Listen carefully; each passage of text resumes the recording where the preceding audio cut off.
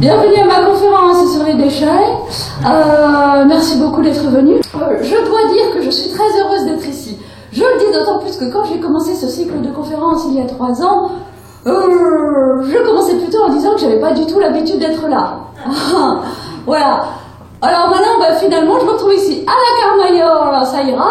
Eh bien, écoutez, ça va aller. Très bien. Et vous savez, avant, j'avais déjà des amis de gauche, ça ne me pose pas de problème. Mon assistant me disait toujours, faites ludique. Parce que c'est lui qui a eu toutes ces idées, là. Il trouve que c'est très important. Il dit, le savoir doit se diffuser partout. Et on fait une histoire de démocratie. Enfin, tellement mignon avec son petit poing levé que je ne le contredis pas. Et il me dit toujours, faites ludique. Alors, ludique, je me suis dit, pourquoi ludique? Je pense que c'est pour que ce soit plus facile pour vous de comprendre. Alors, je commence. Voilà. Alors, où est-elle? Non, c'est pas là. Non, attendez, je vais la trouver. Non.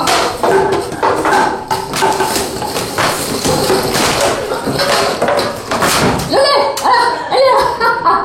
Excusez-moi, t'es caché au fond. Alors, est-ce que quelqu'un peut me dire quelque chose sur ça? C'est une canette. Oui, dites-moi plus, c'est de l'aluminium. Qui l'a dit? Bravo, j'apprécie qu'on se documente quand on vient à mes conférences. Merci.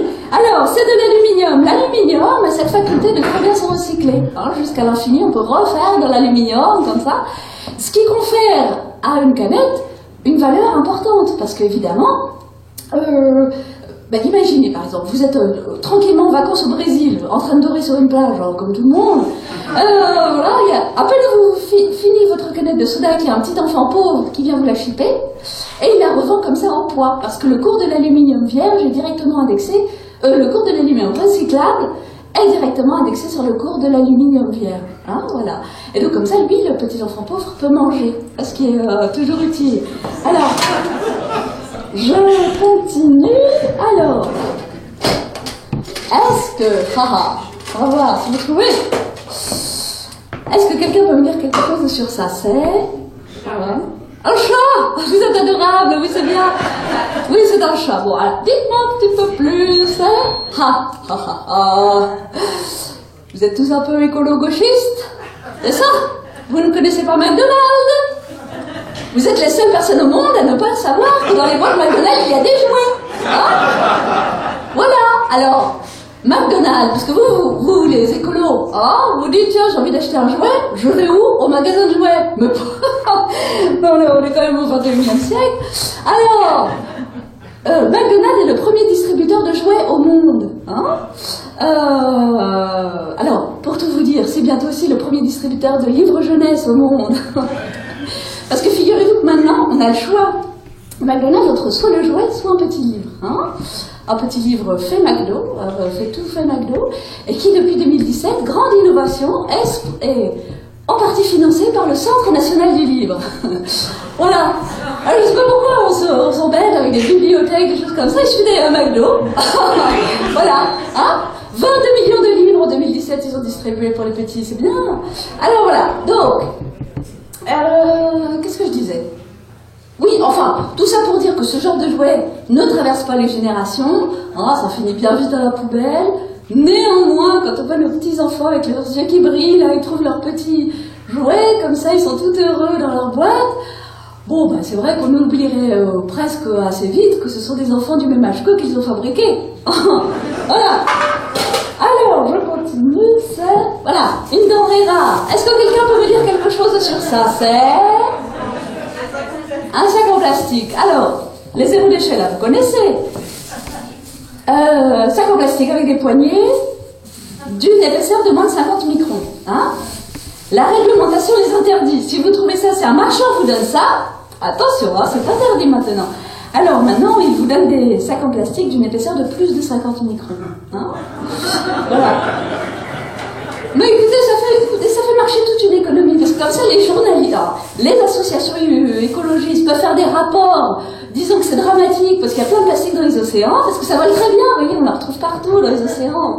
90% de plastique dans les océans. Et après, les journalistes peuvent dire, oh mon Dieu, il y a plein de plastique dans les océans, puis après, ils passent directement à autre chose. Enfin, vous voyez, C'est comme ça que ça marche très bien.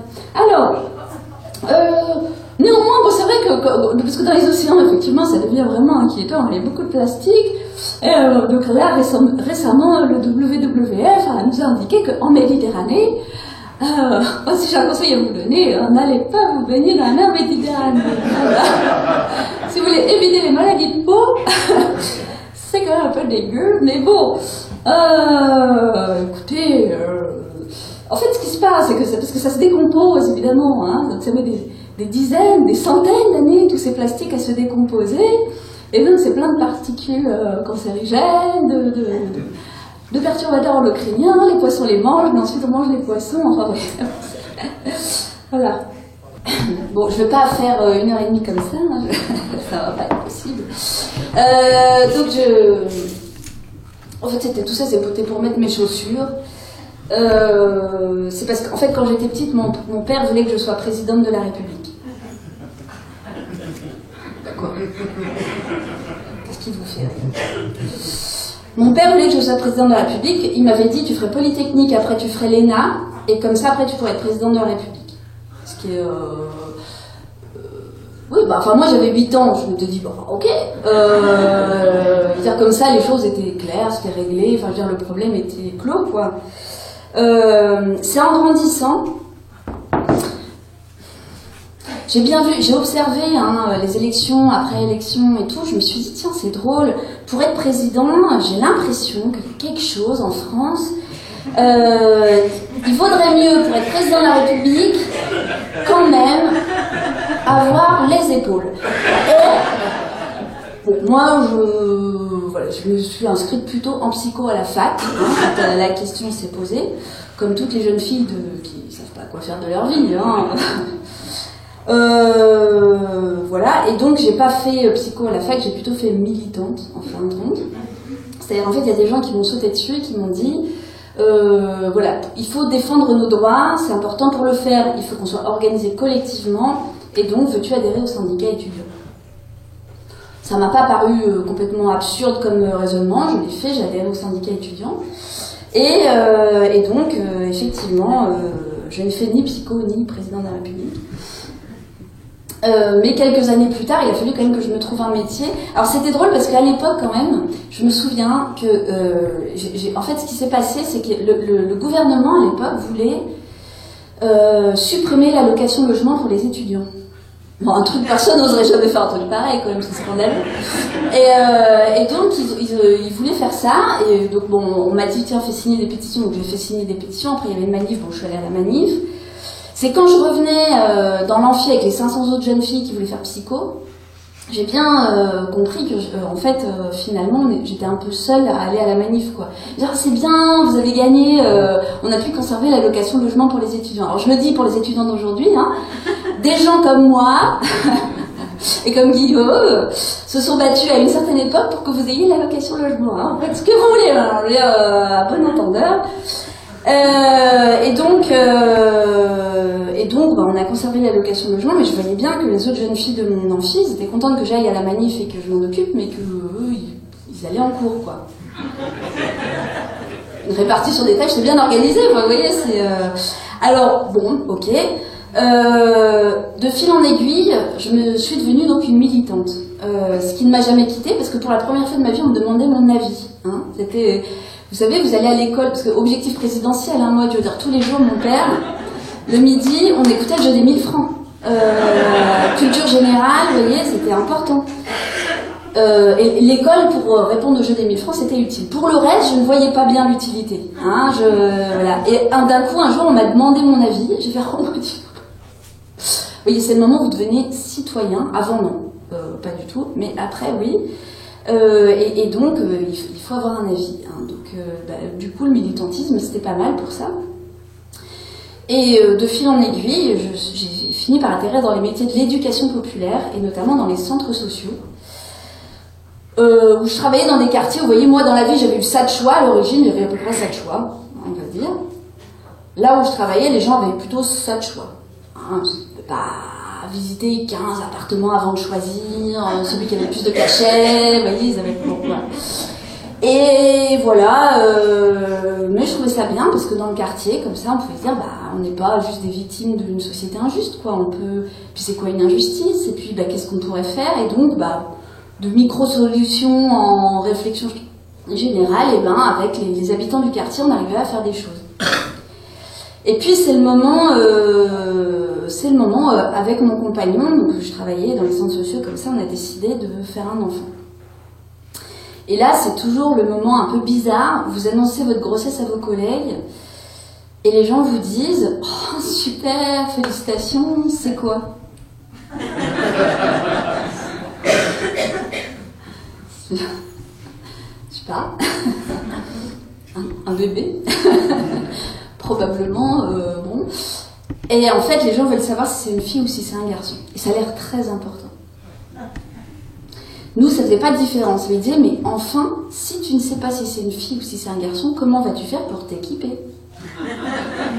Et là, c'est donc la question, il fallait s'équiper. Alors moi, je ne me démonte pas, hein, restons positifs, je vais dans un vide-grenier. Je me dis, dans un vide-grenier, là, les gens, ils auront eu des enfants, ils sauront de quoi on a besoin pour s'équiper. Donc je vais dans un vide-grenier, je fais le tour avec mon bide, et là, il n'y avait pas des gens qui avaient eu des enfants qui revendaient des trucs. C'était la moitié du vide-grenier était rempli de trucs qui servent 3 mois dans la vie. Alors, il y avait par exemple, parce que moi je suis née au XXe siècle. Alors, au XXe siècle, par exemple, on lavait un biberon et on le mettait sur l'égouttoir avec le reste de la vaisselle. Bon, ça c'était au XXe siècle. Au XXIe siècle, on a le sèche-biberon. C'est un... Vous connaissez? C'est une assiette en plastique avec des pics de différentes hauteurs. On enfile les biberons dessus. Et c'est beaucoup mieux. Après, moi, il y a le chauffe-biberon, qui ne chauffe que les biberons. Après, il y a le stérilisateur de biberons, dont on vous a dit que ça servait à rien. Il ne faut pas stériliser les biberons. Il vaut mieux que les enfants lèchent par terre pour faire leur immunité. Bon, bref, je vous passe la panoplie, mais je suis revenue du vide-grenier avec des vêtements unisexes, voilà, et un lecteur de disques vinyles. Et pourquoi tout le monde rigole? Je suis arrivée à la maison, et tu comptes en faire une table à langer, ça va pas être super. Mais enfin, moi je suis née donc, précisément dans les années 70. Dans les années 70, on avait décidé que pour que 80% d'une classe d'âge arrive au niveau du certificat d'études, il fallait déscolariser la lecture. On avait dit qu'il faut qu'il y ait des livres partout, pas qu'à l'école. Donc on a construit des bibliothèques, on a mis des bibliobus là où il n'y avait pas de bibliothèque possible. Il y avait des mouvements de bibliothécaires militants, ça s'appelait La Joie par les livres. Il y avait l'explosion de la littérature jeunesse, l'école des loisirs, des trucs comme ça. Il y avait puis de la musique partout. Des MJC. Moi j'ai appris la musique, hein, méthode Orff, un MJC de mon quartier. Et les livres, ma mère elle avait gardé tous les livres de mon enfance, et puis aussi les disques. Mais elle n'avait pas gardé le lecteur de disques vinyle, donc il me fallait ça. Mais alors, quand je suis allée acheter des couches à Carrefour, j'ai bien vu que... Enfin, c'était pas du tout la vie de Carrefour, parce que dans le rayon pour enfants de Carrefour, il y avait tous les trucs que j'avais vus dans le vide-grenier, mais neuf, mais il n'y avait pas de lecteur de disques vinyle. Apparemment, pour accueillir un enfant, la musique n'est pas du tout nécessaire. Bon, je sais pas, hein, c'est au XXIe siècle, c'est peut-être une autre méthode. Mais il faut que je finisse tout l'aspect bibliographique, ma petite enfance, tout ça. Objectif présidentiel, j'avais non seulement le jeu des 1000 francs, mais des lectures imposées. Il y avait un programme. Donc moi, toute mon enfance, j'étais obligée de lire Rézère, Gottlieb, Bretéché, tous ces gens-là. Et puis, il y en a un, j'avais pas le droit de faire l'impasse, c'était Fmur. Je sais pas si vous connaissez Fmur, qui faisait les bandes dessinées Le Génie des Alpages. Alors, Le Génie des Alpages, c'est l'histoire d'un troupeau de brebis autogéré. Et dans le troupeau de brebis autogéré, il y a forcément, il y a le bélier, hein, il s'appelle Romuald, et il lit le manuel pour partir à l'aventure. Alors, pour partir à l'aventure, il suffit d'un capitaine, donc une casquette, et d'un objet facétieux et fatidique, une balle. À ce stade de l'aventure, vous pouvez partir chez vous et vous dire, bon, finalement, j'irais bien regarder la télé, par exemple. Vous voyez, parce que, en fait, si vous regardez la télé, il ne se passera rien, votre vie sera... Voilà, il n'y aura pas de surprise. Voilà. Si vous partez à l'aventure, et vous savez comment ça commence, mais vous ne savez pas après, quoi. Hein, vous êtes prêts? Oui, on y va? Hop. Alors, ça a commencé pour moi de m'interroger sur les objets qui nous entourent. Pourquoi on les crée? Pourquoi on les aime? Et puis pourquoi on les jette? Et c'est devenu en fait une aventure que je vous propose de partager ce soir. On a un peu de temps devant nous. Première phase de l'aventure, vent arrière. Alors vent arrière, pour ceux qui ont déjà fait du bateau, c'est le moment où donc vous avez le vent dans le dos comme ça, et ça gonfle très bien les voiles. Donc vous avancez très vite et en même temps ça creuse les vagues. Donc vous prenez les vagues comme ça, comme à la foire du trône, hein, pareil. Et puis ça tangue un petit peu, hein, comme ça, voilà. Et donc vous avancez super vite et en même temps vous vomissez. Parce que donc c'est pas du tout confortable. Et donc pour les déchets c'est pareil, hein, vous comprenez beaucoup mieux le monde qui est autour de vous. En revanche, bon, c'est déjà bon. Alors moi j'ai commencé à vomir avec une association de composteurs. Parce que vous connaissez le compost? Vous pratiquez un peu? Qui pratique le compost? Ah, quand même. Alors, bien. Alors, parce que, donc, c'est une pratique parfaitement... en fait, c'est pas une pratique, c'est un truc naturel. Ça se fait... vous allez dans la forêt, hein, et les animaux, ils meurent, les végétaux, à l'automne, ils meurent. Bon, ça se décompose. Alors, vous avez des petits insectes, des bactéries, des champignons, tout va... Une microfaune, une microflore qui va s'organiser. Chacun sa fonction pour décomposer la matière organique. Alors la matière, elle se décompose, elle libère le carbone, l'azote, reconstitue la couche d'humus, qui est la première couche terrestre, et qui est celle qui est fertile. Hein, en dessous, il y a plusieurs couches, qui sont de moins en moins fertiles, mais donc celle qui permet vraiment de nourrir les graines qui sont dans la terre, et donc que ça repousse au printemps, c'est l'humus. Et en fait, c'est absolument indispensable à la vie, parce que s'il n'y a pas de végétaux, les herbivores ne peuvent pas manger, donc les carnivores peuvent pas manger non plus s'il n'y a pas d'herbivores, etc. Donc c'est la vie, quoi. Et nous, avec nos déchets de cuisine, on peut faire pareil. Bon, c'est pratique. Alors, les composteurs, le problème, c'est quand tu habites dans un immeuble, que tu n'as pas de balcon, que tu n'as pas de jardin, c'est plus difficile. Bon. Ils se disent, tiens, et si on partageait un composteur? Donc, ils mettent en bas de l'immeuble un composteur, et ils partagent, voilà. Bon. Alors, en partageant, ils sont obligés de se parler, hein. Et puis, ils s'aperçoivent que finalement, l'un dans l'autre, c'est sympa, ils boivent des petits apéros, les enfants, ils se battent gaiement, voilà, ça se passe bien. Et en faisant cette association, ils se renseignent non seulement sur le compostage, mais après sur les déchets. Ils s'aperçoivent qu'en fait, un tiers de la poubelle des Français est composée de cette matière organique. Un tiers. On n'arrête pas de nous dire qu'il faut réduire les déchets. Ils disent là, d'un coup, on peut en enlever un tiers. Cool. Voilà, et du coup, ils vont voir les élus. Alors les élus, oh oui, c'est super ce que vous faites. On va vous donner une petite subvention. Bon. Par contre, on ne va pas pouvoir étendre ça à toute la ville comme vous le demandez, ça ne va pas être possible. Ça va poser un petit problème pour l'incinérateur. Oh là, problème. Alors, parce que bon, les composteurs, c'est des gens positifs, vous voyez, c'est des écolos, ils sont plutôt, vous voyez, positifs, quoi. Ils sont pas là pour créer des problèmes. Donc, comment faire un problème, une solution vite positive. Alors, quel est le problème avec un incinérateur? Alors, un incinérateur, ça dysfonctionne si on ne remplit pas le four de la bête. Hein. Il faut le remplir. Voilà. Sinon, ça ne marche pas bien. Et en plus, pour incinérer, il faut beaucoup d'énergie. Bon, particulièrement si vous ne compostez pas, parce que du coup, les déchets de cuisine ils sont évidemment mouillés. Hein. Si jamais vous mettez des déchets mouillés, les déchets de cuisine dedans, il faut d'autant plus d'énergie pour les... évidemment, plus c'est mouillé, plus c'est dur à brûler. Donc, il faut beaucoup d'énergie. Si vous ne remplissez pas le four de l'incinérateur, vous incinérez à perte. C'est-à-dire, vous ne gagnez pas suffisamment pour rembourser le constructeur d'un incinérateur. Qui a construit un incinérateur aussi grand qu'on ne puisse pas anticiper une politique de prévention des déchets, qu'on ne puisse pas anticiper un truc aussi bête, aussi simple, aussi évident que le compostage? Hein? Qui C'est Vinci. Vous connaissez Vinci? C'est une entreprise florissante, hein, ça marche très bien, qui fait des parkings, des autoroutes, des trucs comme ça, et des incinérateurs. Et alors là, ils construisent des incinérateurs. Alors, Vinci rémunère ses actionnaires, c'est une multinationale, à hauteur d'environ 900 millions d'euros en dividendes par an. Hein, plus ou moins, on n'est pas à 100 millions près. Hein, voilà, c'est... Donc, alors, et puis ça marche comme ça, c'est-à-dire que comme ils engrangent beaucoup de dividendes et beaucoup de richesses et tout, après vous savez comment ça fonctionne l'économie, vous savez, ils engrangent plein de comme ça, et puis après ça ruisselle sur nous. C'est le ruissellement, ça s'appelle. Ça marche bien, non, ça marche pas.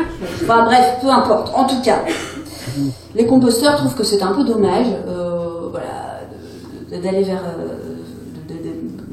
rembourser cet incinérateur comme ça, donc ils se disent qu'est-ce qu'on pourrait faire, parce qu'en plus ils se rendent compte que l'incinération ça pollue, parce que non seulement une fois parce que on dit tiens vous brûlez tout ça là, tout ce merdier, vous en brûlez une tonne, il vous en reste 300 kilos, ça s'appelle les mâches fer.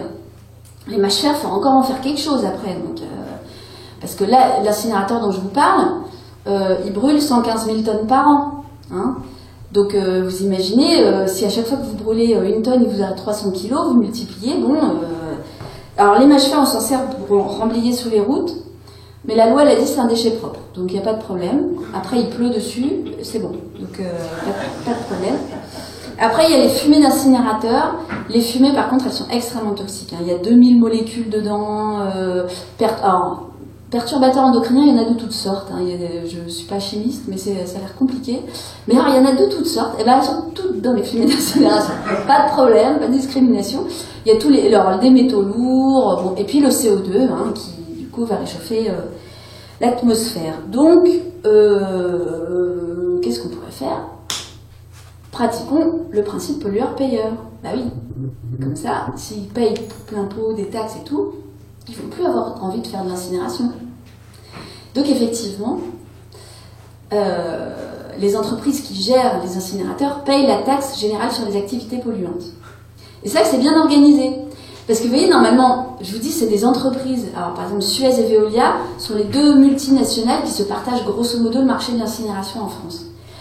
Et en fait, pourquoi? Parce que normalement, c'est la collectivité qui a la charge légale du traitement des déchets. Alors pourquoi? En fait, des fois, les agglomérations, les communes, enfin les collectivités locales qui gèrent les déchets trouvent plus pratique de faire une délégation de service public. C'est-à-dire de passer un contrat avec une entreprise privée qui va faire le service à la place de la collectivité. Et là, effectivement, l'entreprise, elle va payer des tas de choses, hein, dont la taxe générale sur les activités polluantes, dont des taxes foncières, etc., etc. Elle va refacturer le service d'incinération plus toutes ces taxes à la collectivité. Et c'est ainsi. Et là, moi je le dis, c'est bien organisé, parce que j'apprécie les gens qui ont sens des affaires. Je trouve que quand on a un peu le nez comme ça, et qu'on arrive à se dire, tiens, avec des déchets, je vais faire du pognon, moi, je trouve qu'il y a quelque chose de brillant.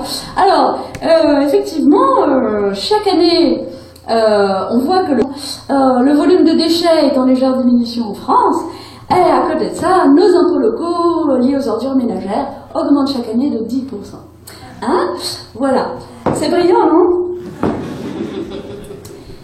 Et oui. Et voilà. Et c'est là que c'est bien organisé. Et alors, dans le langage politico, gauchisto, écolo, truc, on dit c'est le capitalisme productiviste. Le capitalisme, bon, on connaît, c'est le système économique dans lequel on vit depuis, je sais pas, 300 ans, disons, qui est fondé sur la propriété privée des moyens de production. Hein, donc il y a des gens qui possèdent les outils de production, puis les autres travaillent pour ceux qui possèdent. Et puis, le fonctionnement du capitalisme, c'est faire toujours plus de profit. La machine capitaliste, elle ne fonctionne que si elle fait toujours plus de profit. Alors, évidemment, le capitalisme, il n'est pas toujours pareil, il y a des phases. Il y a des moments plus industriels, des moments plus financiers, des moments où le capitalisme, il fait la guerre, vous voyez. besoin d'une bonne guerre, après hop il arrête la guerre et reconstruit le pays. Oui, il y a des phases, hein, c'est pas toujours pareil. Et le productivisme, c'est ce moment où on sait scientifiquement utiliser les matières premières, les ressources naturelles. On sait les transformer. On a des connaissances voilà, chimiques, physiques et tout, qui nous permettent de le faire. Et, vous voyez par exemple, alors la machine productiviste, elle va marcher, elle va fonctionner, elle va faire maximiser les profits sur le fait de produire beaucoup. Est-ce que vous diriez que forer du pétrole, par exemple, ça coûte cher? Comme ça, là, à vue de nez? Plutôt oui? Ouais. Plutôt oui, sinon on doit faire le chèque, on imagine que forer du pétrole et tout, c'est... Ouais, il faut des grosses machines, beaucoup de salariés. Si on considère que la Terre a mis des milliards d'années à fabriquer tout ce pétrole, on peut se dire que c'est gratos. Enfin, je veux dire, on s'est jamais posé la question de dire, tiens, pour faire du plastique, il nous faudrait du pétrole, comment faire du pétrole? La Terre l'a fait pour nous depuis des milliards d'années.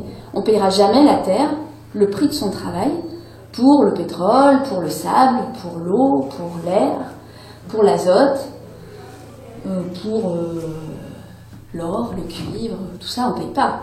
C'est là, on le prend. Donc déjà, ça ne coûte pas bien cher, ces matières premières, elles sont juste là. Après, le but, c'est pas de faire des objets utiles et durables. Vraiment pas. Hein. Donc, on peut fabriquer tout ça dans des endroits où on se passe de tout ce qui, vous savez, pèse lourdement sur le pays. Tous les impôts, les charges. Vous voyez, on peut faire vraiment l'économie, par exemple, de l'instruction. Encore mieux de techniciens ou d'ouvriers qualifiés. Genre, on n'a absolument pas besoin de tout ça. On peut faire travailler des enfants, mais je veux dire, c'est pas le problème. Voilà, donc on peut, comme ça coûte pas très cher à la production. Après, comme les endroits où on produit, c'est pas là où on consomme, on peut faire encore de la croissance grâce au transport. Vous voyez, et la croissance, c'est bien. Donc on le transporte, on a des milliers de kilomètres, et puis après arrive le moment béni de la consommation, où là, on peut non seulement consommer une fois, mais grâce au crédit revolving et à la pub, on peut consommer 3 fois la même chose. Voilà, et donc là c'est bien, et puis après, évidemment, on se fait encore de l'argent sur le traitement des déchets. Pour se faire de l'argent sur le traitement des déchets, on est d'accord, il faut qu'il y ait des déchets, hein, sinon on ne peut pas se faire de l'argent sur le traitement des déchets. Vous voyez que du moment où on a foré du pétrole jusqu'au moment où on l'a cramé dans un incinérateur, c'est un système qui est donc fini, c'est un système qu'on dit linéaire. Et on peut parfaitement dire qu'un monde qui produit des objets à usage unique est un monde qui est lui-même à usage unique, hein, c'est pas absurde comme raisonnement, c'est pas très enthousiasmant. Mais c'est comme ça. Voilà. Dans mon association, on s'est dit que le capitalisme productiviste, c'était un peu chiant comme... c'est dans la conversation, vous voyez, vous êtes invité à dire bonjour, passe-moi le sel, alors le capitalisme productiviste, tiens, le beurre, enfin, vous voyez, ça rebondit pas super bien. On s'est dit comment on pourrait qualifier ça pour que ce soit moins... Alors on dit c'est la société du gaspillage organisé.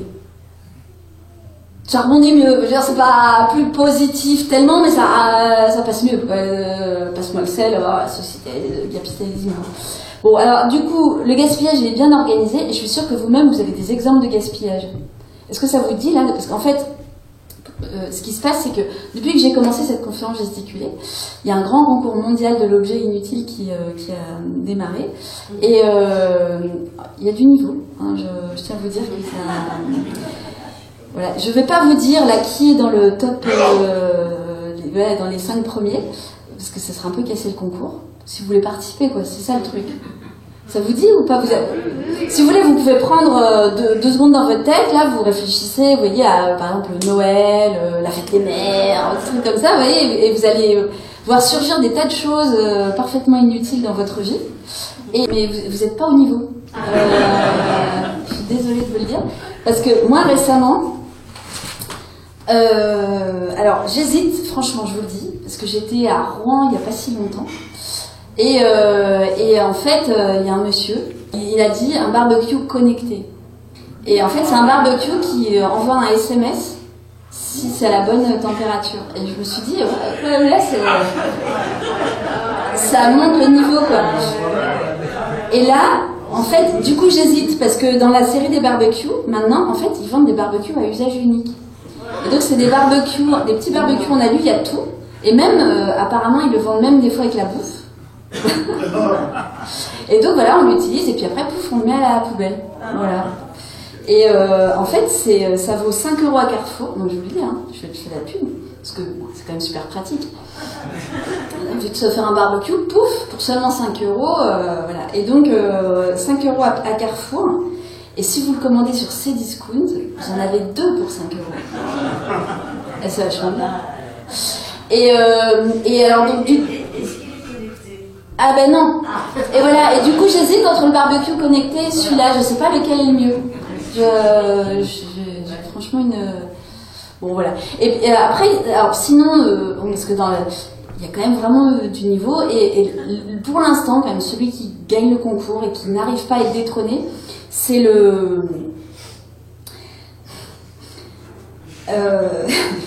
c'est un bocal à poisson en plastique. Alors dedans, il n'y a pas d'eau, il n'y a pas de vrai poisson, il y a un poisson en plastique avec des décorations en plastique d'aquarium. Le poisson est relié par un fil de fer à un petit moteur électrique, et comme ça, il tourne. Et en fait, parce que je me dis, bon, encore un barbecue connecté ou à usage unique, il y a encore une utilité, quoi. Mais là, l'aquarium, j'arrive pas à complètement aller jusqu'au bout de la logique, quoi. Et c'est ça qui est formidable, parce que vous savez, en fait, c'est bien organisé le gaspillage, parce que vous voyez, vous recevez des catalogues. Hein, ma belle-mère, elle est abonnée à Télérama, et avec son abonnement Télérama, elle a les objets du mois. Et donc comme ça, vous pouvez le feuilleter, vous dire, oh bah tiens, une pince à épiler lumineuse, j'y avais jamais pensé. Enfin, vous voyez, c'est des trucs. Et c'est comme ça, en fait, que ça finit par venir, parce que sinon, vous n'y auriez jamais pensé vous-même. Et là, je me dis toujours, il y a quand même eu à l'origine, je sais pas, un ingénieur ou quelqu'un qui a pensé au truc, quoi. Et quelqu'un qui a dit, banco, je te le produis. Vous voyez, et ensuite, quelqu'un qui a dit, wow, génial, je le distribue, quoi. C'est bien organisé, quoi. Il y a toute une chaîne de compétences, là, qui... Enfin, c'est bien, quoi. Mais c'est bien organisé, le gaspillage. Il y a plein d'exemples. Bon, il y a les objets, il y a la bouffe. C'est formidable, parce que on organise bien le fait que les gens qui produisent la bouffe au sud, ils peuvent pas manger, eux. Mais ils nous envoient beaucoup trop de bouffe mal faite au nord. Nous, au nord, du coup, on en a trop, donc on la jette. Et après, comme on a plein de pauvres, nous aussi, on donne les invendus. Maintenant, la loi, elle oblige les grandes surfaces de plus de 400 mètres carrés à donner les invendus aux pauvres. Alors, c'est les associations caritatives qui s'occupent de tout, hein, les frigos, les camions frigorifiques, les bénévoles pour s'occuper de tout ça. Enfin, ça, c'est... Voilà. Les grandes surfaces, elles défiscalisent. C'est des dons, donc elles peuvent défiscaliser. Et vous voyez, comme ça, on se pose absolument pas la question de pourquoi il y en a qui meurent de faim et d'autres qui croulent sous la bouffe, quoi. C'est bien organisé. Alors après, il y a les déchets électriques et électroniques. Ça, c'est bien. Alors ça, c'est un gaspillage vraiment parfait, parce qu'il est... Alors, je vais vous délivrer un scoop. Voilà, pour fabriquer des trucs comme ça, il faut une centaine de... Il y a à peu près une centaine de matières dedans. Hein. Vous avez des trucs qui... Alors, il y a de l'or, il y a du cuivre et tout, puis il y a des trucs qu'on connaît moins bien. Le cobalt, on connaît encore un petit peu, c'est un nom qui... Et puis il y a le coltan, et puis il y a plein de composants dedans, on ne sait pas ce que c'est. Le coltan, pour aller le récupérer, vous voyez, par exemple, l'an 2000 à Noël, il y avait des manifs de consommateurs devant les magasins de jouets, parce que Sony n'arrivait pas à fournir la demande en PlayStation 2. Pourquoi ? Parce qu'il leur manquait du coltan. Sony, pour faire les PlayStation 2, il leur fallait du coltan, et le coltan, il n'y en avait plus. Et du coup, ils n'arrivaient pas à faire assez de PlayStation 2, donc les gens, ils râlaient, parce que c'était Noël qui arrivait, ils allaient faire pour donner la PlayStation 2 à leurs enfants, quoi. Et alors vite, ils ont cherché un petit peu partout, ils ont fini par trouver du coltan. Vous savez, dans cette région des Grands Lacs, là, en Afrique, c'est un endroit où il n'y a que des guerres, que des mafias, que des milices, que des esclaves qui vont piocher du coltan pour nous. Comme ça, on peut avoir des PlayStation. Et bon, voilà, mais parce qu'en fait, ce qu'on ne sait pas, c'est que le trafic de déchets, c'est le 2e trafic au monde. C'est pas moi qui l'ai inventé, hein, c'est la CGT des douanes. Alors, bon, en même temps, la CGT... Alors, la CGT des douanes, en fait, ils m'ont appris ça, que le trafic des déchets, c'était le deuxième trafic au monde, après la drogue. Après la drogue. Et en fait, c'est le trafic qui permet de financer les autres. Avec l'argent des déchets, eh ben, on peut acheter des armes, acheter des esclaves, acheter... Ben, vous voyez, c'est bien organisé. Et bon, enfin voilà. Bah, alors, la seule chose qui est ennuyeuse, bon évidemment il y a l'esclavage, ça c'est un petit peu ennuyeux. Mais au-delà de l'esclavage et de la pollution que ça génère, hein, parce que des trucs comme ça, c'est au Ghana, il y a une des décharges, c'est un des 10 sites les plus pollués du monde. Et donc c'est une énorme décharge, il n'y a que des trucs comme ça. Voilà, c'est là qu'on envoie tous nos trucs après Noël, parce qu'on a eu des nouveaux, donc on les envoie. Et là, il y a des gens qui à main nue, vous savez, ils vont défaire les écrans plats et trucs comme ça, et du coup, tout se... Et en fait, quand on les défait pas correctement, tous ces trucs-là, c'est très polluant. Alors évidemment, c'est toxique pour la personne, mais c'est aussi polluant pour le sol, quoi. Enfin, ennuyeux, évidemment, pour l'écologie, et puis pour les gens, quoi. Mais c'est aussi ennuyeux, on va dire, rapport à la fin du monde. Parce que, en fait, tous ces minerais, là, bientôt, il n'y en a plus. C'est-à-dire, je vous parlais de l'aluminium. Là, pour faire l'aluminium, il faut de la bauxite. La bauxite, dans 60 ans, il n'y en a plus. Voilà, le cuivre, il nous reste 25 ans, le fer, 64 ans, le plomb, il nous reste 18 ans, l'étain, il nous reste 20 ans. Bon, bah voilà, et donc tous les minerais qu'on appelle les terres rares, il y en a certains, il nous reste 10-15 ans, quoi. Alors, l'Union européenne a classé, il y a 16 minerais, 16 terres rares qui ont été classés en zone rouge, là, il faut faire attention. Et là, il y a l'industrie de l'armement qui est arrivée dans le champ en disant ça pose vraiment un problème. Parce qu'en fait, comme pour faire des PlayStation, des smartphones, des téléphones et tout ça, il faut tous ces minerais-là, il y a concurrence avec l'industrie de l'armement. Donc la question, c'est qui dans les 15 ans entre les constructeurs de missiles et les constructeurs de PlayStation va gagner le droit de piocher les derniers grammes, quoi. C'est ça, en ce moment, on est en train d'arbitrer ça dans le monde. Voilà. Bon, enfin, c'est bien organisé. Mais après, il y a plein de formes de gâchis, on va pas toutes les faire, parce que ça va plus de vomir, quoi. Ça devient gênant au bout d'un moment, ça pue, enfin. Il y a un exemple de gâchis que je cite quand même. J'aime bien citer. J'appelle ça le gâchis de femmes. C'est lié, à mon avis, au système productiviste. Vous voyez, donc je vous disais, moi je suis militante, donc je suis militante. Vous voyez déjà, je suis une femme. Et puis, donc je suis militante, ça veut dire que je suis militante de gauche. Hein, je suis militante d'un parti qui s'appelle le Parti de gauche. Et alors, au Parti de gauche, c'est bien organisé. Moi j'ai une copine, par exemple, alors elle, dans son département, les femmes, elles s'occupent de tout. Vous voyez, elles organisent tout. Elles réservent les salles, elles font en sorte que les tracts soient là en temps et en heure, et elles font ça en même temps qu'elles discutent, qu'elles ont le sourire, vous voyez, elles envoient 36 communiqués en même temps, elles sont capables de faire, mais c'est incroyable, tout en même temps, quoi. Vraiment, c'est, voilà, elles trouvent des solutions tout le temps, c'est bien. Les hommes, quant à eux, rédigent des argumentaires. Bah oui, parce que les femmes, il faut bien qu'elles aient des arguments après pour militer.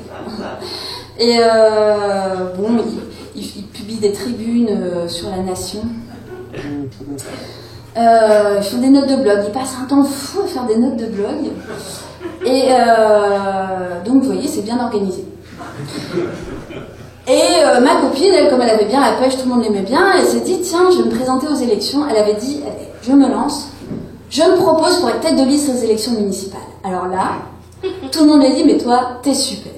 Change rien, t'as trop la patate, c'est des gens comme toi qu'il nous faut pour organiser la campagne.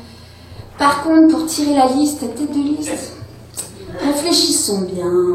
Est-ce que tu crois pas qu'il nous faudrait plutôt un profil de quelqu'un qui aurait plutôt un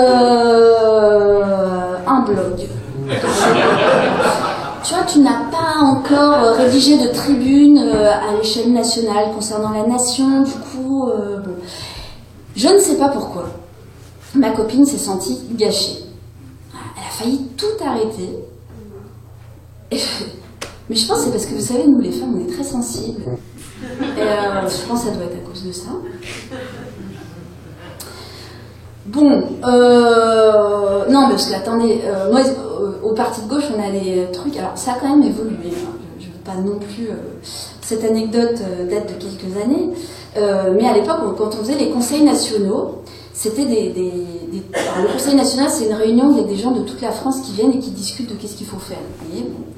Et à l'époque, on faisait des grandes salles, comme ça, on était 300 dedans, et on passait tous les uns après les autres pour parler. Et donc, moi, je sais pas, je devais être la 34e sur 70, vous voyez, j'avais donc, comme tout le monde, 3 minutes pour parler. C'est des débats constructifs, hein, on organise bien sa pensée comme ça, c'est pratique. Et puis, donc, je passe à la tribune, et puis, je vais être encore en train de parler d'éducation populaire, j'imagine, hein, je vais pas, moi, c'est un peu, je suis bimaniaque, hein, les déchets, l'éducation populaire, les déchets, l'éducation populaire. Alors, donc j'ai dit, ah voilà, moi je pense qu'il faut construire ensemble, faire de l'intelligence collective, rien. Je descends de la tribune au bout de mes 3 minutes, et là je suis prise d'un doute. Ah. Et donc je vais discuter avec un camarade, et je lui dis, qu'est-ce que t'en penses, ces réunions comme ça va pas. Tu vois, je suis là, je dis mon truc sur l'éducation populaire, mais c'est complètement contre-productif. Est-ce que j'étais bien claire? Qu'est-ce que t'en penses? C'était bien? Et là, le gars, il me réconforte, quoi. Il me dit, mais attends, Tiffaine, mais t'étais adorable pendant ta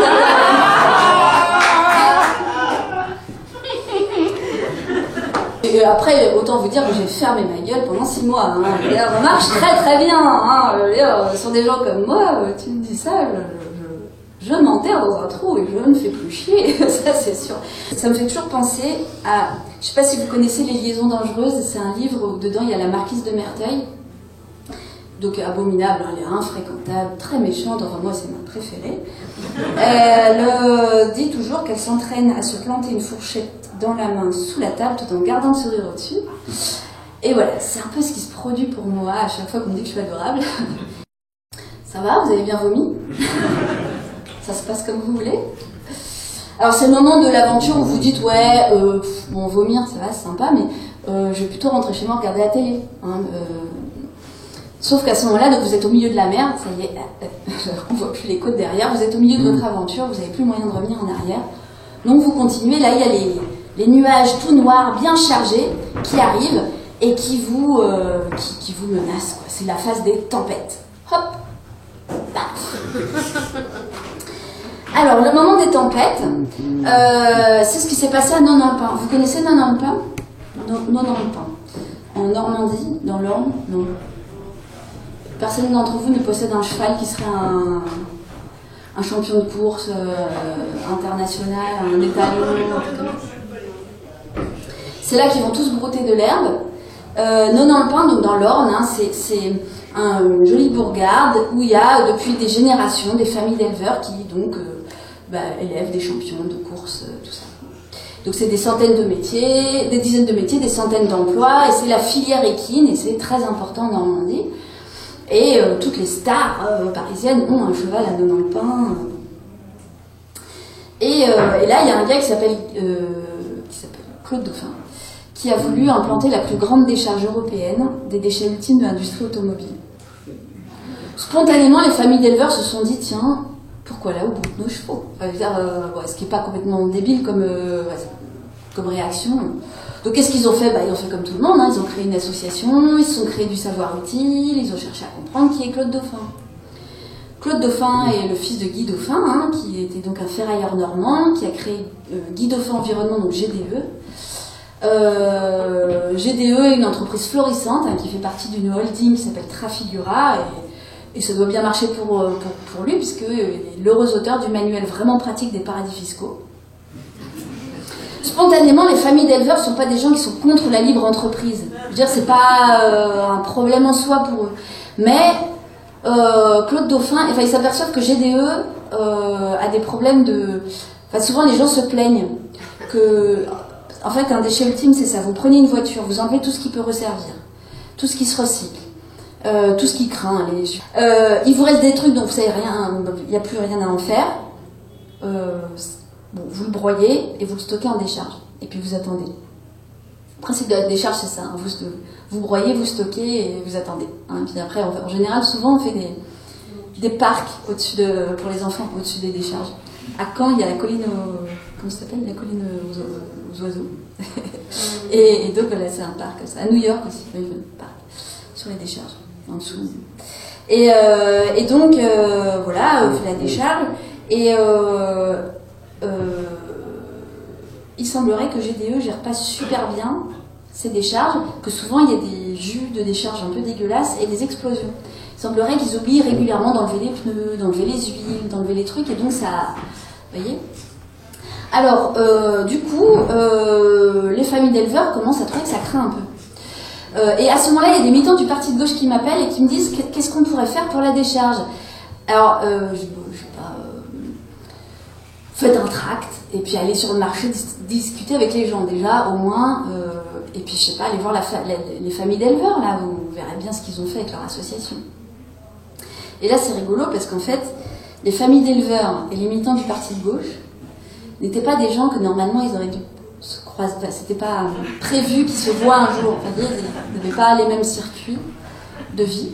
Et bah là, je n'irais pas jusqu'à dire que c'était simple, hein, mais ils se sont croisés, ils ont discuté. Parce qu'en fait, sous la décharge, bah, il y a l'Orne, la rivière, qui couvre donc la nappe phréatique qui fait toute la plaine de Caen. Et l'Orne, elle va jusqu'à la mer à Ouistreham. Et donc, la question de savoir si on pourrit la nappe phréatique là, c'est pas une petite question. Donc, bon, bah, ils ont échangé leur savoir. Hein, vous savez, ils ont fait un sel, en quelque sorte. Hein, c'est où les militants du parti de gauche savaient faire des manifs, ou les familles d'éleveurs, vous avez des avocats. Enfin, vous voyez, ils ont... donc, ils ont fait tous les recours juridiques possibles et imaginables. Ils ont occupé la décharge. Et quand j'ai commencé cette conférence gesticulée, on disait on verra bien ce que ça va donner. Et aujourd'hui, ils ont gagné. Voilà, l'année dernière, à peu près, je sais plus quand, ils ont gagné. Alors d'abord, ils ont gagné au Conseil d'État la fermeture de la décharge parce qu'effectivement, elle a été considérée comme trop dangereuse. Et ils ont même gagné au tribunal administratif le fait que la fermeture soit aux frais de GDE et pas aux frais du contribuable. Parce qu'il semblerait que GDE ait quand même beaucoup trafiqué les expertises liées à la qualité de l'air, à la qualité de l'eau, tout ça. Donc du coup, c'est GDE qui doit payer. Et moi, j'aime bien cette tempête-là parce que, au-delà du fait qu'ils ont gagné, ce qui est quand même toujours bien, je trouve qu'elle est assez exemplaire dans le fait de s'être dit, s'il s'agit d'un bien commun, s'il s'agit de la qualité de l'eau, s'il s'agit de la qualité de l'air, est-ce qu'on ne pourrait pas faire un petit effort ?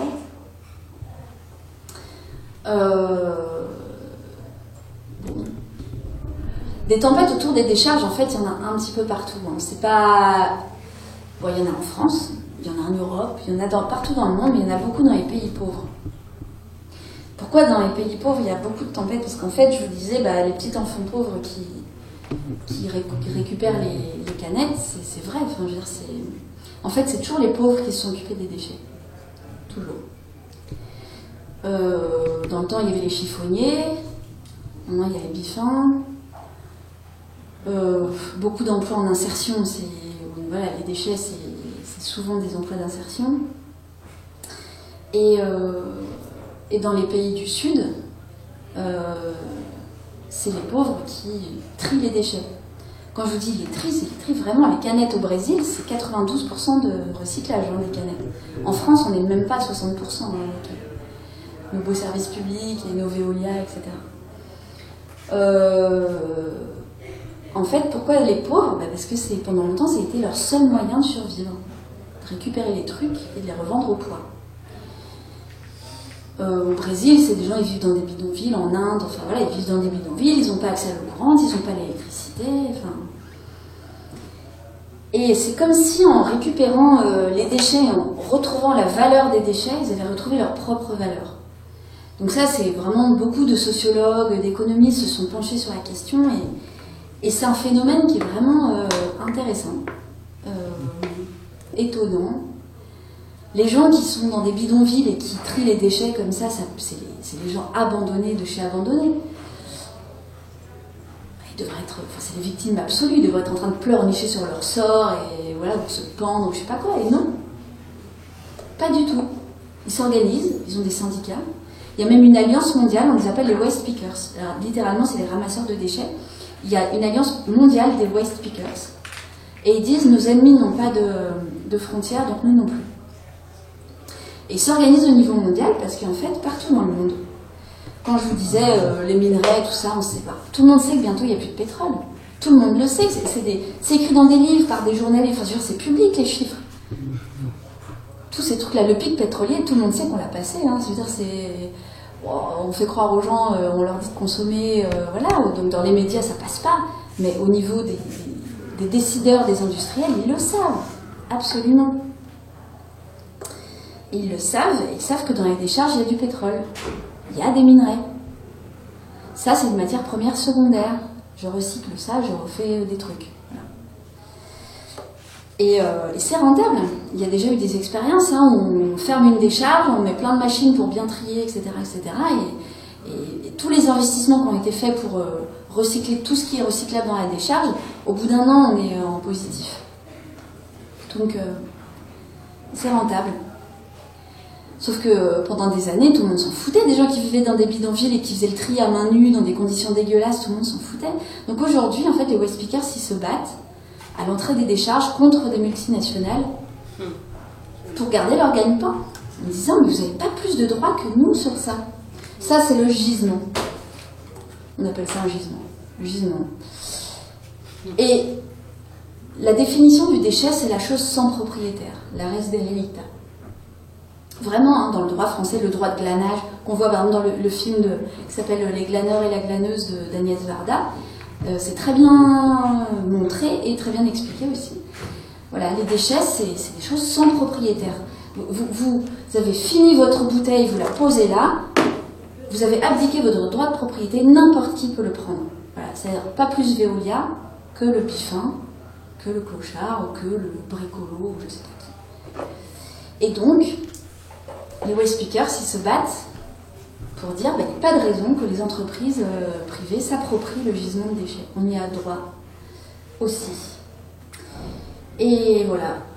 Moi, j'aime bien les waste pickers parce que justement, ce côté où ils retrouvent une valeur que toute la société a essayé de leur enlever. Ils retrouvent leur dignité, leur valeur d'être humain, leur puissance, quoi. Et ils se battent et bon, ça force le respect. Ça force d'autant plus le respect que moi j'ai travaillé aussi avec des gens qui avaient du mal, quoi, qui étaient, voilà, toute la société leur avait dit toujours t'as pas de valeur, ils se faisaient jeter de leur boulot, ils se faisaient expulser de leur logement, etc. Et quand on vous dit tout le temps tu n'as aucune valeur, tu ne vaux rien, tu peux bien crever dans la rue, crever dans un bateau en pleine Méditerranée, tout le monde s'en fout, meurt. Je veux dire, on en est là quand même. Quand on dit à quelqu'un tu n'as aucune valeur, comment il peut se relever et dire si, quand même, je vais me battre pour mes droits? Comment on peut imaginer ça? C'est pas facile. Et moi, j'ai vécu ça avec une opération de renouvellement urbain qui avait eu lieu dans le quartier où je travaillais. Vous connaissez les opérations de renouvellement urbain? C'est le moment où on dit aux pauvres, votre quartier, ça va pas du tout. Il n'y a pas assez de mixité sociale. Du coup, on va détruire vos logements, en plus ils sont pas beaux. On va détruire vos logements parce qu'ils sont passés de mode, c'était la mode de après, quand on a reconstruit vite après la guerre. Donc là, on va plutôt péter vos immeubles. Et puis après, on va faire de l'accession sociale à la propriété. C'est mieux d'être propriétaire. Et puis, voilà. Et c'est ce qu'on leur a dit dans le quartier. Et moi, je me posais toujours la question au niveau du centre social, comment faire? C'est quoi une justice? Enfin, je me souviens que je m'étais dit comme ça, imaginez, vous êtes tranquillement, on était en conseil municipal, tranquille, du 16e arrondissement de Paris, et là il y a des gens, un couple de sociologues charmants, les pinsons charmants qui sont arrivés, et qui nous ont dit comme ça, écoutez, ça pose un petit problème dans votre quartier, il n'y a pas du tout de mixité sociale, vous êtes tous blancs, vous êtes tous riches. Et moi, je ne m'en étais jamais aperçue. Incroyable! Alors bon, ça s'est passé comme ça. Alors après, qu'est-ce que j'ai fait? J'ai fait du porte-à-porte, et donc je suis allée voir Madame Lequesnoy. Bonjour Madame Lequesnoy, comment ça va? Alors écoutez Madame Lequesnoy, on a pris une grande décision en conseil municipal. on va détruire votre immeuble et à la place on va mettre un HLM. Et puis bien sûr il y aura des solutions de relogement pour vous, ne vous inquiétez pas Madame Le Quesnoy. Hein, vous pourrez aller à Trappes ou à Sarcelles, vous voyez, ça ne pose aucun problème, on a tout négocié. Il y aura une concertation suite à notre décision, on appelle ça la démocratie participative. Et donc vous allez pouvoir ainsi choisir la couleur des bancs, vous voyez, des choses comme ça, voilà. Et alors ça, c'est des trucs, jamais dans les années que j'ai passées dans les centres sociaux et tout, jamais on ne m'a dit que dans un quartier riche, on abattait les immeubles des riches pour faire plus de mixité sociale. C'est toujours chez les pauvres. On leur dit, oh, c'est pas grave, de toute façon, il est moche ton immeuble, quoi. Et bon, voilà, vous voyez des gens pleurer devant leur immeuble qui s'effondre. Voilà, et on vous dit, on va faire de la démocratie participative avec ton centre social, là, t'as qu'à faire... Donc vous allez voir les gens, on leur dit, tu vaux tellement rien qu'on a battu ta maison, quoi, tu vois. Et puis, tu voudrais pas réfléchir avec moi où est-ce qu'on met le bac à sable. Vous voyez, ça se passe bien, quoi, c'est facile. Parce que, en fait, les êtres humains, ça marche comme ça, en fait. J'ai découvert ça parce que, suite au vide-grenier, j'ai fini par accoucher. Je peux vous le dire, maintenant, c'était une fille. J'ai fini par accoucher et j'ai découvert ça, en fait, le moment où vous tenez votre bébé dans les bras et qui, pour la première fois, il vous regarde. C'est un regard bizarre, quand même. Hein. C'est un regard qui dit, toi, tu vas pas me lâcher. Parce qu'en fait, la première compétence de l'être humain, c'est ça que j'ai compris, quoi, c'est c'est de s'attacher. Parce que sinon, on meurt. Vous imaginez un bébé, il se lève sur ses pattes et il va à Carrefour faire ses courses? Ben non. En fait, pour survivre, il nous faut un peu de lait, un peu de câlin, et donc pour ça, il faut s'attacher, quoi. Et si on ne crée pas tous ces liens, d'abord avec sa maman, son papa, son truc, son machin, ses frères et sœurs, et puis petit à petit avec les autres, si on ne crée pas tous ces liens, c'est très difficile de survivre. Il y a même des psychologues, j'avais vu une étude comme ça qui disait, pour être en bonne santé, la définition de la bonne santé, c'est quand on a 8 personnes dans son entourage sur qui on peut compter. C'est tout. J'ai un peu pété l'ambiance. Bon alors écoutez, on va faire un truc, on va passer une phase cool là. Vous voyez, en fait on est dans ce moment de l'aventure où c'est les courants porteurs, c'est-à-dire qu'en fait des solutions, elles existent. C'est le moment où en fait on sait qu'elles existent, les solutions, elles sont juste là, mais il faut qu'elles s'organisent. Pour s'organiser, vous voyez, il faut se parler, il faut créer des liens, il faut se rencontrer et tout. Alors l'association Zero Waste qui est présente là avec ceux qui ont des t-shirts et qui ont un stand en bas, qui publie le scénario Zero Waste, toutes les solutions, tout ce que vous pouvez imaginer, tout ce qui existe déjà est concentré. Et donc le scénario Zéro déchet qui est en vente. Alors, parce que waste en anglais, ça a le double sens, zéro déchet, zéro gaspillage. Ce que je vous disais aussi, c'était le truc, c'est que quand on s'intéresse aux déchets, super vite, on s'intéresse à pourquoi on a créé les objets et avec quoi on les a créés. En fait, la question, c'est vraiment le gâchis de la matière. Et donc, comment faire perdurer la matière au maximum. Effectivement, ça a été dit dans tout ce que vous avez raconté, c'est-à-dire que du lombricompostage qu'on peut faire tout seul dans son appart, jusqu'à la loi qui est modifiée pour empêcher, pour obliger à ce que la garantie elle soit de 10 ans, que les objets ils soient réparables, que les objets ils soient recyclables, qu'il y ait tant de pourcents de matériaux recyclés eux-mêmes dans la fabrication du truc, etc., etc., que les pièces détachées soient disponibles, enfin tous ces trucs-là, c'est des choses, ça existe déjà. Ça existe je veux dire c'est en germe, voilà, il n'y a plus qu'à le faire émerger. Et donc le scénario Zero Waste, il est fondé vraiment sur cette idée. Paul Connett, qui est le fondateur du mouvement, ça vient des États-Unis, c'est un mouvement qui est mondial. Actuellement, ils ont répertorié en Europe 300 villes qui sont en démarche zéro déchet, dont certaines qui sont déjà très avancées. Et vraiment, le principe, c'est de dire si un objet n'est ni compostable, ni réparable, ni réutilisable, ni recyclable, alors il n'aurait pas dû être fabriqué. Et en fait, ça, c'est un principe, on pourrait se dire, légalement, c'est quelque chose qui pourrait se faire.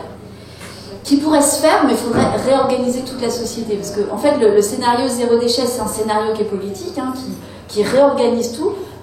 Quand j'étais au congrès fondateur de l'association Zero Waste France, il y avait donc le maire d'une ville italienne qui s'appelle Capanori, qui est un peu la ville emblématique parce que c'est une des villes européennes qui est la plus avancée, enfin même dans le monde, qui est la plus avancée.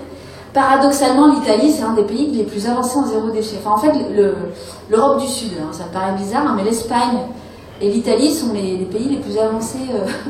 Ouais, on cite toujours les pays du Nord. En fait, les pays du Nord, ils sont assez forts sur le recyclage, mais ils sont pas en zéro déchet. C'est-à-dire qu'ils continuent de produire des déchets. Juste, ils les recyclent mieux, ils les trient mieux, ils les recyclent mieux. Et en fait, le scénario zéro déchet, à l'échelle d'une ville ou d'une agglomération, effectivement, ça redessine complètement l'économie. C'est-à-dire que dans la ville dont je vous parle, là, Capanori, il y a des plateformes municipales de recyclage. Alors, parce que moi, je vais créer une ressourcerie. Si jamais, peut-être vous connaissez les ressourceries, c'est des lieux qui sont là pour faire durer, justement, pour valoriser la matière. Donc, ils sont là pour réparer, qui sont là pour bricoler, qui sont là pour refabriquer des trucs et pour revendre in fine, qui fonctionnent comme ça. Et qui ont aussi une mission pédagogique, donc souvent qui font des ateliers, justement, pour apprendre à réparer, qui vont dans les écoles, etc., etc. Et donc, souvent, les ressourceries, le gros souci, c'est de trouver le lieu. Parce qu'en fait, immédiatement, quand vous ouvrez une ressourcerie, vous êtes plein. C'est-à-dire qu'un local comme ça, c'est juste pour le stockage d'une semaine. Je veux dire, même pas, quoi.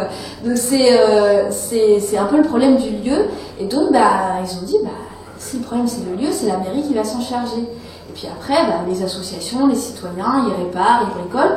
Il y a des zones de gratuité aussi pour certains, notamment les vêtements, voilà. Et alors je vous incite d'autant plus, parce que ça c'est un truc que j'avais pas pensé comme argument, mais à Rouen toujours, il y avait une nana qui faisait une conférence justement sur la récup, c'est bon pour la santé. En fait, les vêtements, les meubles et tout, c'est plein de produits. Le coton, en fait, pour être fabriqué, il y a plein de pesticides, il y a plein de... Voilà, en fait, il faut énormément de produits extrêmement toxiques pour fabriquer des vêtements, des meubles, les différents objets qui nous entourent. Sauf que ces produits sont volatiles, donc en fait, si vous achetez d'occasion, vous n'avez pas les produits. Voilà.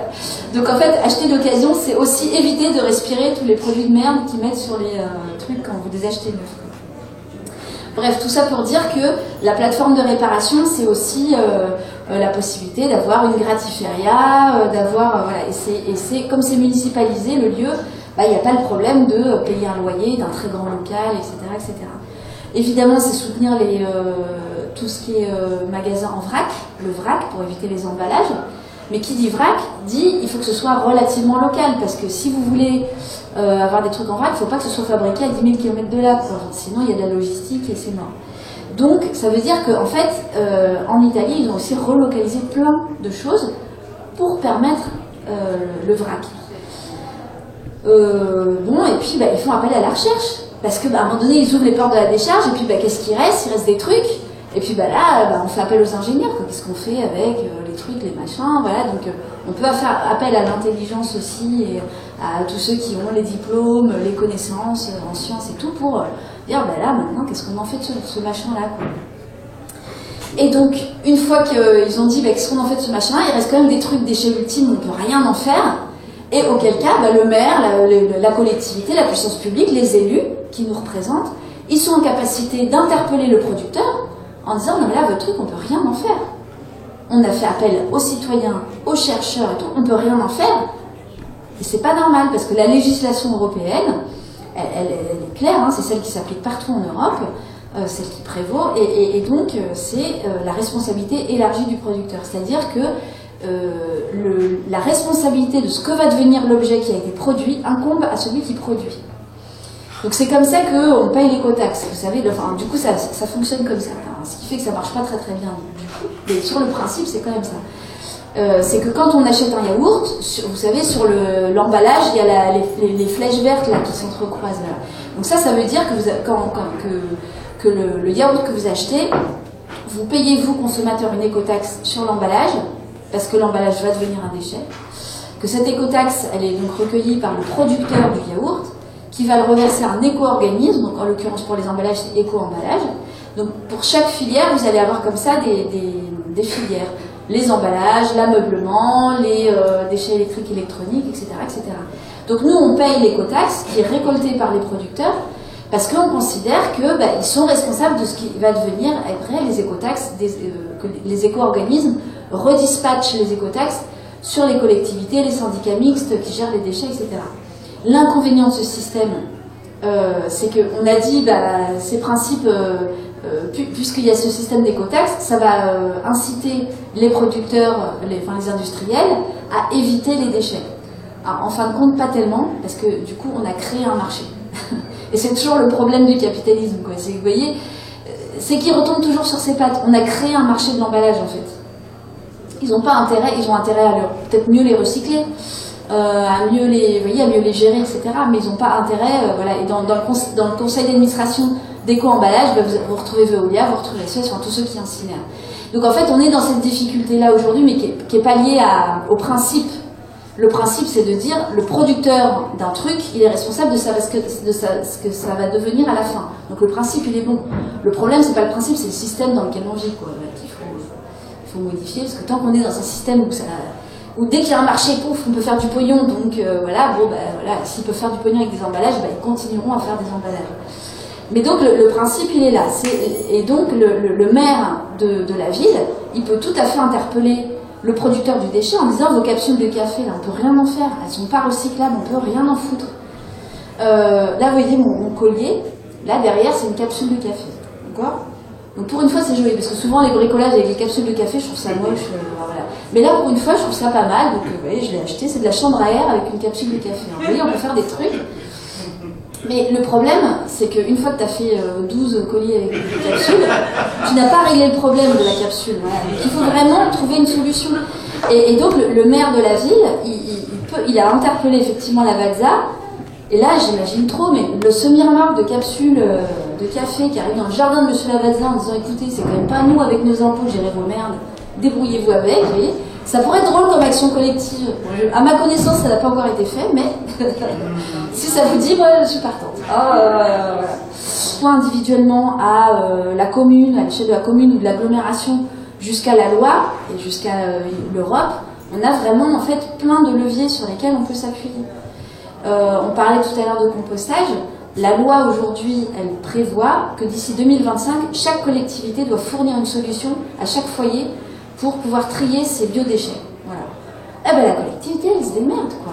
Soit elle fournit des composteurs partout, en partage, et puis elle forme les gens, et puis elle les entretient. Soit elle fournit des lombricomposteurs, soit elle collecte les biodéchets, ils font ce qu'ils veulent. Mais la loi leur demande de le faire. Moi, je vous encourage vraiment à faire pression collectivement, justement pour changer les lois. Parce qu'actuellement, en fait, ce qui est en germe, c'est plutôt ce qu'on va appeler le capitalisme vert. Alors moi, je suis entièrement d'accord avec ce qui a été dit, je crois par toi, c'est la culpabilité individuelle. Vous voyez l'écueil, vous voyez, on est presque arrivé, là, on a trouvé la solution, on y est presque, on se dit comment on pourrait faire, et puis en fait, c'est le moment où ce serait quand même dommage de trébucher à 3 mètres de la sangria, vous voyez, c'est... Mon mari dit tout le temps ça, puis il me dit, tu te rends compte quand même que dans ta conférence gesticulée, tu cites Bigard. Et moi, je savais pas, parce que comme il disait tout le temps ça, je pensais que c'était de lui. Mais non, c'est Bigard. Voilà. Donc c'est pour pas trébucher à 3 mètres de la sangria, c'est d'éviter de culpabiliser. Vous voyez, c'est le genre d'écueil qu'il faut aussi éviter. Nous, individuellement, pendant qu'on est en train de culpabiliser en se disant, oh là là, j'ai pas fait mes éco-gestes, oh là là là, je n'ai pas composté comme il fallait, etc. On oublie que tout le système il est organisé pour le gâchis et que c'est certainement pas nous qui allons piocher les derniers grammes de tantal, qui allons forer du pétrole, etc.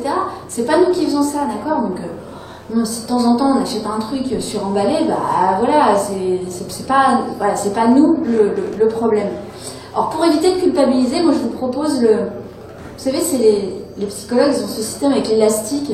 C'est à un moment donné, si tu penses, dans ta tête, tu as des voix qui te disent que on est gouverné par des lézards à sang-froid, par exemple. Tu peux prendre l'élastique et faire comme ça et ça te remet dans la réalité. Vous voyez, donc là, on veut faire ça, quoi. On arrête de culpabiliser, c'est pas ta faute, à toi, tout seul, voilà, ça va, quoi. Calmons-nous. Si aussi on vient nous dire la solution industrielle, vous voyez, oh là là, c'est compliqué. Vous connaissez bien Montpellier, le trimécanobiologique méthanisation. Alors, le trimécanobiologique méthanisation, ça coûte 2 fois plus cher que... Alors, ils vous disent, ouais, 30-40 millions d'euros, pas plus. En général, c'est le double. À la fin, ça marche pas. Ils vous promettent que vous pourrez faire du compost parce que vous dites aux citoyens, les citoyens, vous savez, ils sont cons, ils peuvent pas trier, voilà, on peut rien faire, voilà. Donc, l'usine va le faire à la place. Et puis ça va sortir du bon compost, donc ça ne sort jamais du bon compost, parce que quand tout est mélangé, l'usine n'arrive jamais à tout démêler. Vous avez déjà essayé de mettre tout dans une poubelle, la laisser pendant 15 jours et après de démêler, c'est impossible.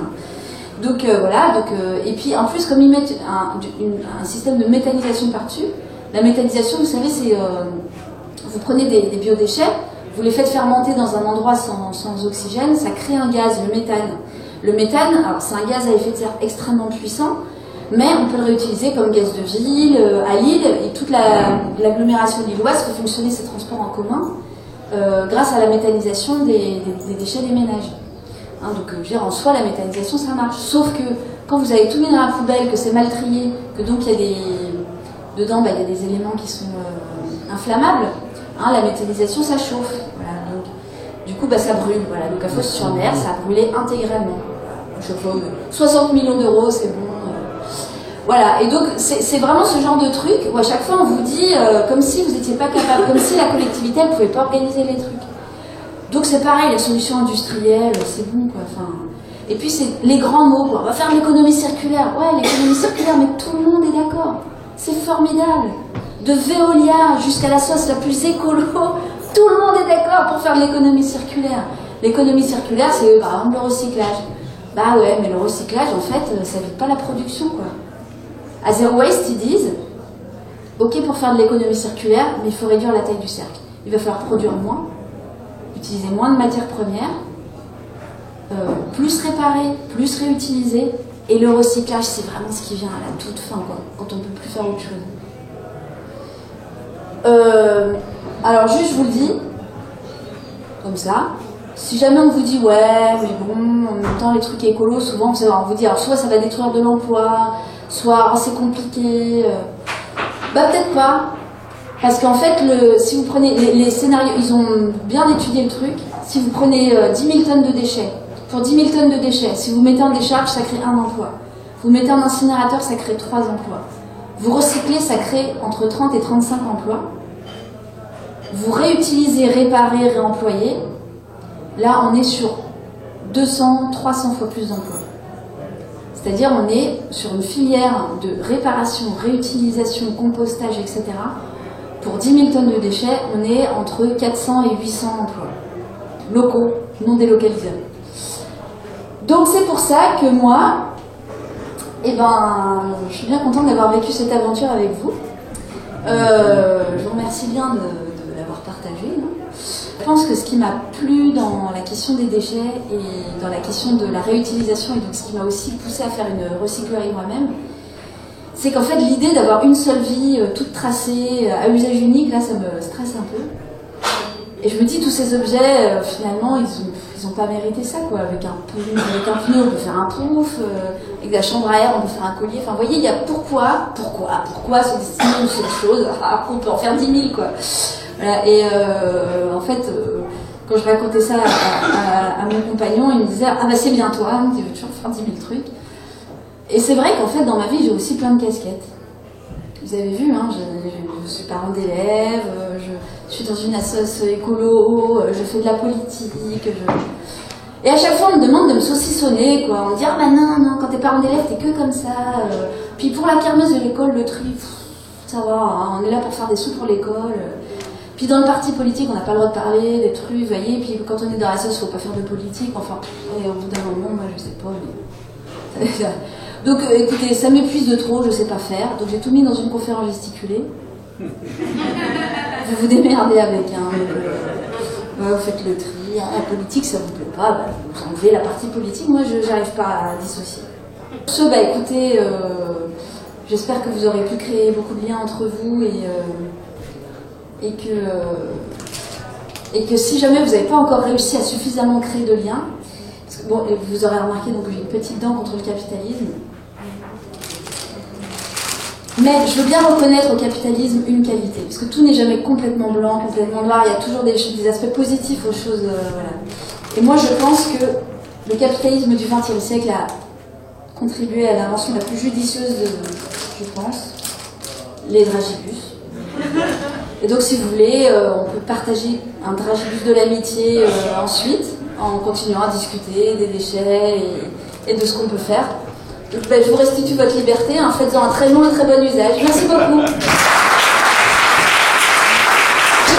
Je ne vais pas vous parler de la Carmagnole parce que vous êtes déjà assez nombreux à la connaître, cette maison, entre le nom révolutionnaire d'un champ révolutionnaire jusqu'à l'appropriation commune des moyens de production ou des moyens d'expression en tout cas. Merci à Tiffaine, et c'est pour vous dire que c'est aussi un bien commun, la Carmagnole, où on a envie que ce soit comme l'eau et l'air dont nous parle Tiffaine, que ce soit toujours avec de la qualité de pensée, qualité de critique, qualité artistique aussi. Et c'est aussi du travail, c'est aussi de la solidarité, c'est aussi de l'engagement, du militantisme, du bénévolat.